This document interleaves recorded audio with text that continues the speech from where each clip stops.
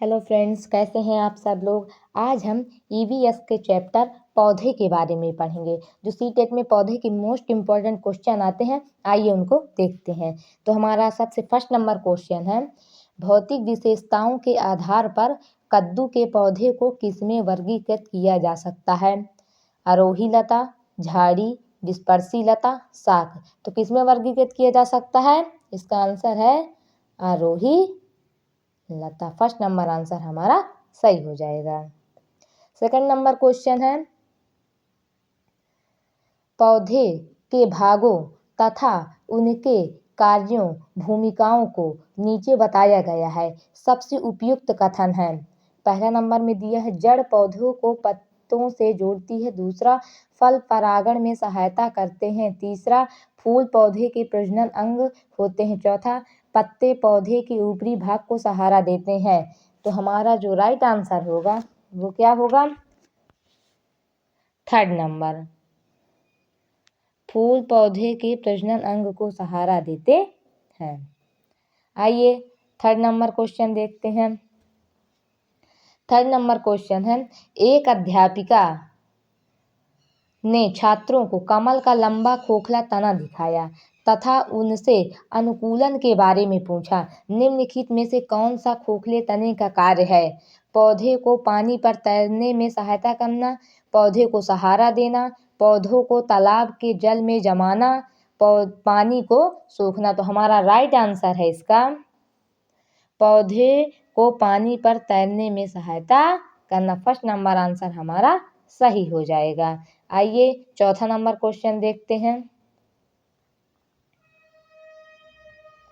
चौथा number question क्या बोलता है?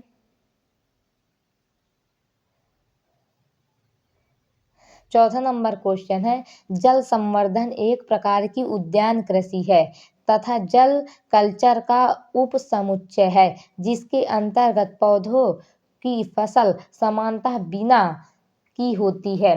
तो मिट्टी या मृदा, जल, पोषक तत्व, सूर्य के प्रकाश। तो इसका हमारा राइट आंसर है मिट्टी, मृदा। फर्स्ट नंबर आंसर हमारा सही है। चलिए पांचवा नंबर क्वेश्चन देखते हैं। पांचवा नंबर क्वेश्चन है, वीनस फ्लाई ट्रैप तथा पिक्चर प्लांट को कीट भक्षी पौधे कहा जाता है, क्योंकि ये विशिष्ट पत्तियों या पत्तियों के भागों का प्रयोग करके कीटों को फंसाते हैं।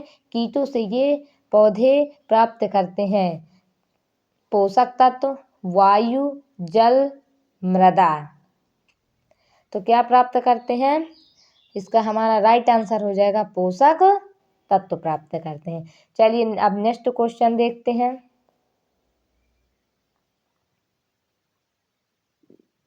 छठवां नंबर क्वेश्चन क्या बोलता है?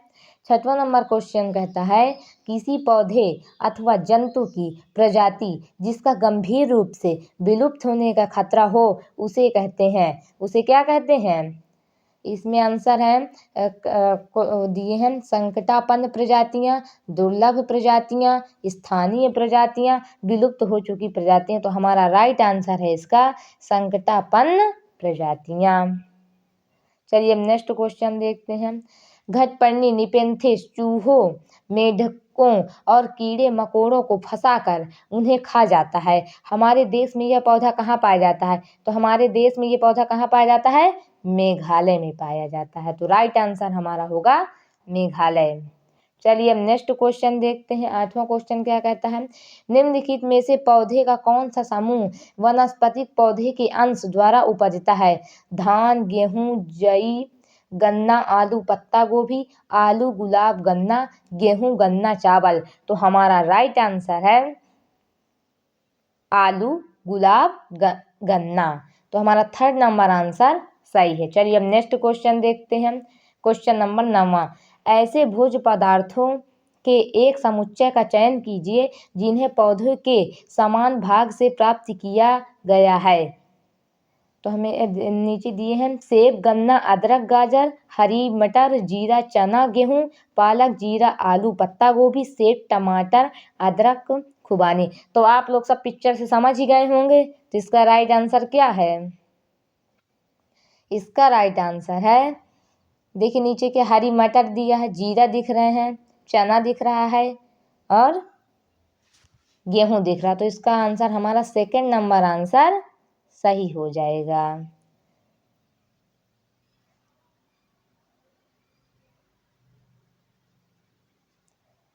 सेकंड नंबर आंसर हमारा सही है। चलिए अब नेक्स्ट क्वेश्चन देखते हैं। 10वां क्वेश्चन, पौधे का वह भाग जो दांत के उपचार के लिए उपयोग किया जाता है, पौधे का वह कौन सा भाग है जो दांत में के दर्द के उपचार में उपयोग किया जाता है?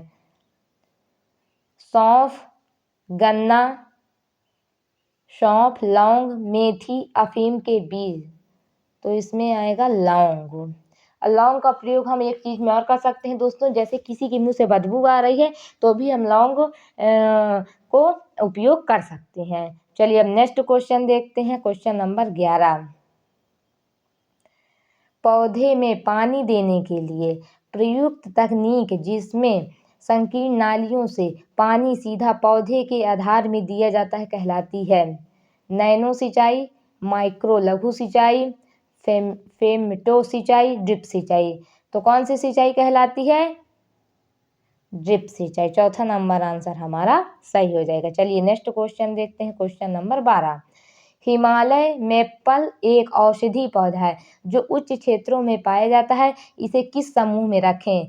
अनस्थानिक, प्रचुर बाहुल्य, स्थानिक, संकट संपन्न। तो इसका जो राइट आंसर है ये हो जाएगा स्थानिक। तो किसमें हम इसको रखेंगे? स्थानिक में। चलिए आगे बढ़ते हैं। 13 नंबर क्वेश्चन, पटसन का रेशा पटसन के पौधे के किस भाग से प्राप्त होता है? बीज, पत्ती, फूल, तना। तो किस भाग से प्राप्त होता है? तने से प्राप्त होता है। जो पटसन का रेशा होता है वो पटसन के तने से प्राप्त होता है। पटसन का जो पौधा होता है उसका जो तना होता है उससे हमें पटसन का रेशा प्राप्त होता है। चलिए दोस्तों अब आगे बढ़ते हैं। 14 नंबर क्वेश्चन, पौधे के ऊपरी भागों से वाष्प के रूप जल की क्षति को कहते हैं? प्रकाश संश्लेषण, वृद्धि, श्वसन, वाष्पोत्सर्जन। तो इसको क्या कहते हैं? वाष्पोत्सर्जन कहते हैं। तो हमारा राइट आंसर है 4 नंबर, वाष्पोत्सर्जन कहते हैं। जब सूर्य की किरणें पौधे पर पड़ती हैं तो जल ऊपर की ओर जाता है, तो इससे मतलब वाष्पोत्सर्जन हो रही है। जो जल है वो वाष्प के रूप में ऊपर जाता है, तो इसीलिए जल की क्षति होती है। चलिए दोस्तों अब आगे बढ़ते हैं। 15 नंबर क्वेश्चन, इस पौधे में पत्तियां हैं जिन्हें सब्जी की तरह उपयोग में लाया जाता है। इसके बीजों से तेल प्राप्त किया जाता है। यह पौधा है, तो यह पौधा कौन सा है? नारियल, बंद गोभी, सरसों, पालक। तो देखिए इसमें बोल रहा है इस पौधे में पत्तियां हैं जिन्हें सब्जी की तरह प्रयोग में लाया जाता है। पौधे में पत्तियां सब्जी की तरह प्रयोग में लाया जाता है। इसके बीजों से तेल प्राप्त किया जाता है। किसके बीजों से तेल प्राप्त किया जाता है? तो हमारा राइट आंसर है सरसों। तो जम्मू कश्मीर में आपने सुना होगा जो मछली पकाई जाती है वो किससे पकाई जाती है? सरसों के तेल से, मस्टर्ड ऑयल से पकाई जाती है। वहाँ जो मछली लोग खाते हैं सबसे ज़्यादा वो सरसों के तेल की पकी हुई मछली खाते हैं। चलिए दोस्तों अब आगे बढ़ते हैं। निम्नलिखित में से किसने मटर के पौधों के साथ प्रयोग किए और यह पाया कि मटर के पौधे में कुछ ऐसे लक्षण होते हैं जो जोड़ियों में पाए जाते हैं, जैसे चिपकने या खुरदुरे, लंबे या बौने, पीले या हरे आदि? जॉर्ज मिस्टल, Charles Darwin, doctor MS. Swaminathan, Gregor John Mendel. तो हमारा राइट आंसर होगा इसका ग्रेगर जॉन मेंडल ने किसमें किया था? मटर के पौधे पे अपने प्रयोग किए थे। चलिए दोस्तों आगे बढ़ते हैं। 17वां नंबर क्वेश्चन है, निम्नलिखित में से कौन सा भारत का राष्ट्रीय वृक्ष है? पीपल का वृक्ष, नीम का वृक्ष, बरगद का वृक्ष, कदम का वृक्ष। तो दोस्तों सभी को आपका ये वाला आंसर तो सभी को आता होगा। चलिए देखते हैं। तो इसका जो राइट आंसर है वो है बरगद का वृक्ष। क्या है? बरगद का वृक्ष इसका राइट आंसर है। चलिए दोस्तों अब आगे बढ़ते हैं। 18 नंबर क्वेश्चन, खेजड़ी वृक्ष के बारे में नीचे दिए गए कथनों पर विचार कीजिए। यह वृक्ष मुख्यतः रेगिस्तान क्षेत्रों में पाया जाता है। दूसरा, इसे उगने के लिए अधिक जल की आवश्यकता नहीं होती। यह वृक्ष अपने तने से जल संचित करता है, जिसका उपयोग आवश्यकता पड़ने पर किया जाता है। इस वृक्ष की छाल का उपयोग दवाइयों के बनाने में होता है तथा इसकी लकड़ी पर कीटों का प्रभाव नहीं पड़ता है।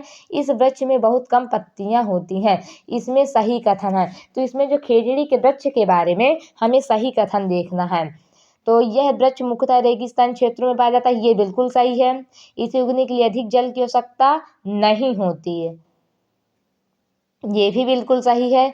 यह वृक्ष अपने तने से जल संचित करता है, जिसका उपयोग आवश्यकता पड़ने पर किया जाता है, ये गलत है। इस वृक्ष की छाल का उपयोग दवाइयों के बनाने में होता है तथा इसकी लकड़ी पर कीटों का प्रभाव नहीं पड़ता, ये बिल्कुल सही है। इस वृक्ष में बहुत कम पत्ती होती, ये गलत है। तो हमारा ए बी डी सही है। तो A B D first number answer हमारा सही हो जाएगा, ये वाला। चलिए दोस्तों, अब आगे बढ़ते हैं। 19 नंबर क्वेश्चन, रेगिस्तानी ओक नामक वृक्ष के विषय में नीचे दिए गए कथनों पर विचार कीजिए।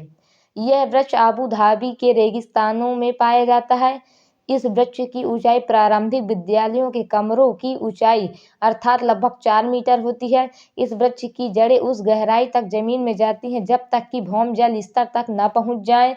इसकी जड़ों की लंबाई लगभग ऐसे ही 50 वृक्षों को एक लाइन में एक के बाद दूसरे को एक सिरे में दूसरे सिरे तक जमीन पर लिपटा देने के बराबर होती है। इस वृक्ष पर पत्तियां बहुत कम होती है। इनमें से सही कथन चुनिए। तो हमारा इसका सही कथन हो जाएगा, यह वृक्ष आबू धाबी के रेगिस्तानों में पाया जाता है, ये बिल्कुल गलत है। इस वृक्ष की ऊंचाई प्रारंभिक विद्यालयों के कमरों की ऊंचाई अर्थात लगभग 4 मीटर होती है, सही है ये वाला। इस वृक्ष की जड़ें उस गहराई तक जमीन में जाती हैं जब तक कि भौम जल स्तर तक न पहुंच जाए, बिल्कुल सही। इस जड़ों की लंबाई लगभग ऐसे ही 50 वृक्षों को एक लाइन में एक के बाद दूसरे को एक सिरे से दूसरे सिरे तक जमीन पर लिटा देने के बराबर होती है, गलत है। इस वृक्ष पर पत्तियां बहुत कम होती हैं, तो ई नंबर सही है। तो हमारा जो राइट आंसर हो जाएगा बी सी ई। तो थर्ड नंबर आंसर हमारा सही हो जाएगा, बी सी ई। चलिए अब नेक्स्ट क्वेश्चन देखते हैं। सिनकोना पेड़ के किस भाग का उपयोग मलेरिया के उपचार के लिए किया जाता है? जो सिनकोना का पेड़ होता है उसके किस चीज का उपयोग हम मलेरिया की दवा बनाने के लिए करते हैं? तो इसमें दिया है जड़, छाल, पत्ते, बीज। तो राइट आंसर है इसका छाल। हम किसका उपयोग करते हैं? छाल का उपयोग करते हैं। तो मलेरिया के उपचार के लिए छाल का उपयोग किया जाता है। चलिए दोस्तों, नेक्स्ट क्वेश्चन देखते हैं। क्वेश्चन नंबर 21, वृक्षों या पौधों की जड़ों में पाए जाने वाले नीचे दिए कुछ विशिष्ट लक्षणों पर विचार कीजिए। तो इसमें दिया है बरगद के वृक्षों की जड़ों में पाए जाने वाले लक्षण कौन से हैं? ए नंबर है वृक्ष की लटकती शाखा जैसी दिखाई देने वाली, वास्तव में उसकी शाखा नहीं जड़ें होती हैं। ए नंबर हमारा बिल्कुल सही है। जड़ों की लंबाई वृक्ष की ऊंचाई की लगभग 30 गुनी होती है, गलत है। जड़ें द्वारा वृक्ष को मजबूत खंभों की भांति सहारा देना, गलत है। जड़ों द्वारा खाद्य सामग्री का भंडारण करना, गलत है। लटकती जड़ों का बढ़ते बढ़ते जमीन के अंदर चले जाना, सही है। और जड़ों द्वारा वृक्ष को मजबूत खंभों की भांति सहारा देना, ये भी सही है। तो हमारा राइट आंसर हो जाएगा ए सी ई। ए सी ई हमारा हमारा फर्स्ट नंबर आंसर बिल्कुल सही है। वृक्ष की लटकती शाखा जैसी दिखाई देने वाली, वास्तव में उसकी शाखा नहीं जड़ें होती हैं, ये बिल्कुल सही है। जड़ों द्वारा वृक्ष के मजबूत खंभों की भांति सहारा देना, ये भी बिल्कुल सही है। और लटकती जड़ों का बढ़ते बढ़ते जमीन के अंदर चल जाना, ये भी बिल्कुल सही है। चलिए दोस्तों, हम नेक्स्ट क्वेश्चन देखते हैं। क्वेश्चन नंबर 22, उष्णकटिबंधीय वर्षा वन पाए जाते हैं असम में, राजस्थान में, गुजरात में, मध्य प्रदेश में। तो उष्णकटिबंधीय वर्षा वन कहाँ पाए जाते हैं? असम में पाए जाते हैं। हमारा फर्स्ट नंबर आंसर बिल्कुल सही है। चलिए दोस्तों, अब आगे बढ़ते हैं। 23 नंबर क्वेश्चन, वे व्यक्ति जो वनों में कम से कम 25 वर्षों से रह रहे हैं, उनका वन भूमि और उसमें होने वाली उपज पर अधिकार हो जाता है। यह एक्ट लिया गया वन एक्ट के अधिकार 2007 से, भारतीय वन एक्ट 1927 से, राष्ट्रीय वन नीति 1988 से, भारतीय वन संशोधन एक्ट 2019 से। तो इसका जो राइट आंसर होगा वो फर्स्ट नंबर है, वन एक्ट के अधिकार 2007 से। जो भी आदिवासी लोग 25 वर्ष तक जंगल में रहते हैं तो वो जो जगह होती है और जो उस जंगल में उगने वाली औषधि हो गया, फल फूल होगा, वो सब उन्हीं का होता है। तो यह अधिनियम जो था 2007 से शुरू किया गया था सरकार द्वारा। चलिए दोस्तों, अब आगे अगला क्वेश्चन देखते हैं।